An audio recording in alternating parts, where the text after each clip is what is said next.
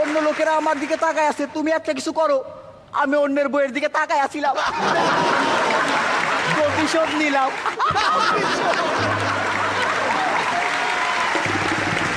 বউরে নিয়ে যেই বাড়িতে আসলাম, বউ আমারে কইলো, ঘটক বলছিল যে আমি তোমার বাড়ি আসলে পায়ের উপর পা তুলে খাইতে পারবো, কিন্তু তোমার মা তো আমারে রান্না করতে কইলো।